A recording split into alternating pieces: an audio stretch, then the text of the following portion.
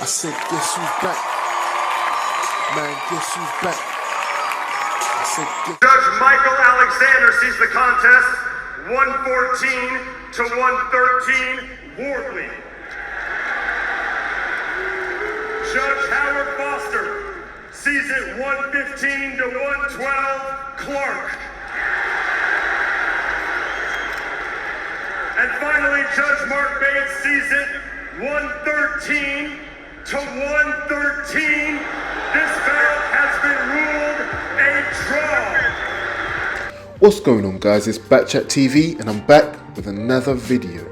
So did you see this epic fight between Fabio Wardley and Frazer Clarke? I thought it was an absolutely amazing epic fight, and I don't use those words very frequently, to be honest. Both these guys came to fight, more than fight. I don't know who wanted it more. I think that this fight is the fight of the year, and it will be the fight of the year. Even to the end of the year, I cannot see any fight beating this fight. I just can't. Absolutely amazing fight. Definitely a contender for the best fight. It's the best fight so far. Best fight so far of the year.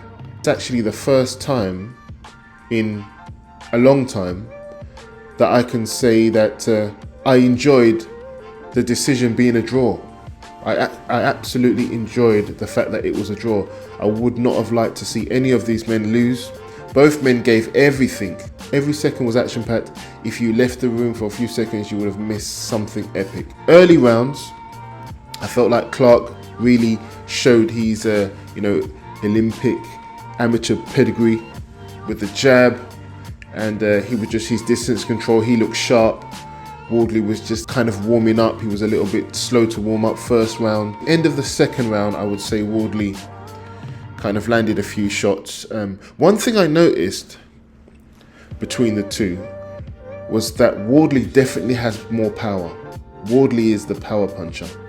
Clarke landed some nice shot, nice jab, sharp jab, nice uppercut on the inside, but they didn't really have that much of an effect on Wardley. It was more of a cumulative effect throughout the rounds, but when Wardley came forward and landed, they looked like some serious heavy power shots. When Clarke got hit, he was trying to come back with some power shots as well, and he landed some lovely shots, but I would say kind of Wardley started to come back a little bit after that, and then Clarke kind of upped his game, started moving, landing that jab, busted Wardley's nose, which Wardley actually has an injury which actually opens up quite easily every time he gets hit now. So it's a previous injury he had from before, and that definitely opened up. It was bleeding everywhere, but it didn't deter Wardley. He kept coming forward, and it was really like back and forward. Amazing fight. Like I said, heavyweight classic.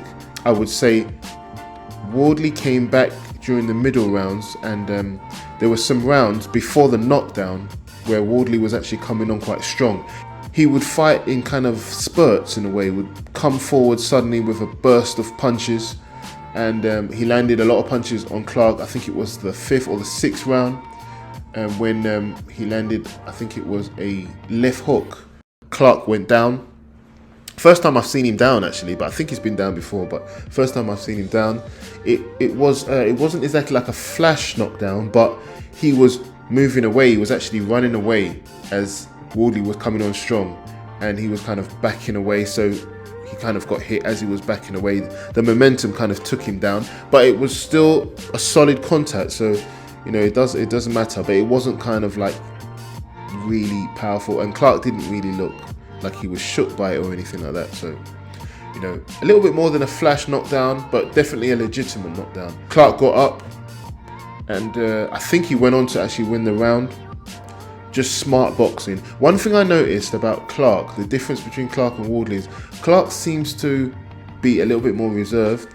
He seems to kind of have one gear, whereas Wardley can really warm up to a fight. He can put the pressure on at any time, even when he was tired. And this is his first 12 rounder, I think, or the first time he's been 12 rounds. There were times when he looked completely knackered in the fight, but he was still able to put together, some nice combinations on Clarke, and Clarke looked a lot more affected by the power of Wardley than the other way round. But I would say in the later rounds, Wardley showed his inexperience. It's the first time I've really seen him show his inexperience. Obviously, he comes from the white collar boxing. We all know that. He didn't have the amateur background, and it showed in that fight. He never kept any energy in reserve. he just went all out every round. He never really tried to conserve any energy, and Clarke was conserving energy in the things that he was doing more than Wardley. So Wardley got very tired. Wardley wasn't used to going 12 rounds. I think this benefits Wardley massively, because this is one of the main things that is missing from Wardley, is the type of fitness that he'll need and the stamina that he'll need. He needed these 12 rounds. He needed a tough guy like Clarke. Clarke pushed him all the way. So for Wardley, he's the younger man, and he's the man who is, improving. He needs this type of fight if he's going to make any impression in the heavyweights, in the top, the top guys. For Clarke needed a tough fight like this as well. A guy with a lot of punching power to kind of improve his boxing skills and know how to navigate that kind of power. And also how to land his own power shots, because he's not known as being a big puncher. Even though he's like a 6'6", quite a big guy, he's not really known as a big puncher. And I think that's something that he might need to develop. I think he might need to develop his power a little bit more. He is a hard hitter, he can knock you out definitely, but I think he might need to develop his power a bit more to deter some of these big strong guys that he might come up against. I also think that he needs to commit a little bit more sometimes to push for the knockout when he sees that his guy is hurt. He tends to have one gear, tends to be a bit reserved and likes to just box all the time, but he should use his physicality a little bit more. I think that would be quite effective. The interesting thing is the result was a draw. I think it was a fair result. If I had to be pushed to say who won, it really depends on what you like. If you like more the boxing, the clean shots, you'd probably go for Clarke. But if you really like the power shots and the power punches that landed, also Clarke was dropped, and also he got a point taken off as well. So you would go for Fabio. So for me, I think I'm happy with the decision of it being a draw, and I am really excited about this happening again. I want to see the rematch. Now, the funny thing that I think is a bit controversial is that I think Wardley might win the rematch by knockout, because I feel like Wardley can grow and change, whereas I think it's going to be a bit more difficult for Clarke. And I'll tell you why. First of all, Clarke's a bit older, but that's not the reason. It's mainly because Wardley, after this fight, he knows what he done wrong. Wardley knows. Wardley can fix this. He's been 12 rounds now. Now he can pick his shots a little bit more. He knows that he's going to have to be a bit more careful with his distance so that he doesn't get hit with that jab anymore. He was really open there. Keep the guard up. Keep the elbows in a bit more, because he was a bit open to that uppercut all the time. And don't use all your energy in one burst. So these little things in the next camp, I think Wardley could fix, and he could be a lot better. Also, improve your stamina and things like that. I think Wardley can improve a lot. Now, can Clarke improve? I think it's harder for Clarke. I don't know why. He's got boxing skills and he's got all that, but can Clarke suddenly learn to have another gear? Can he suddenly learn and improve his punching power? Can he,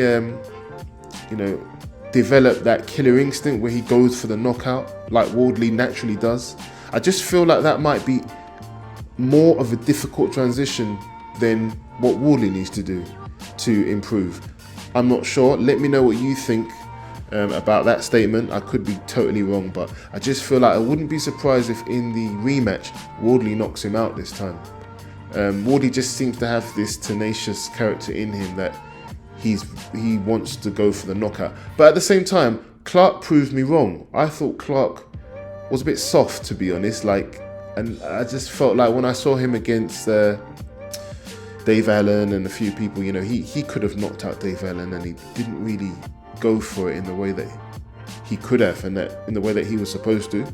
But I think, I could be wrong, I think the issue with Clarke, like a lot of fighters, is they fight to the level of their competition.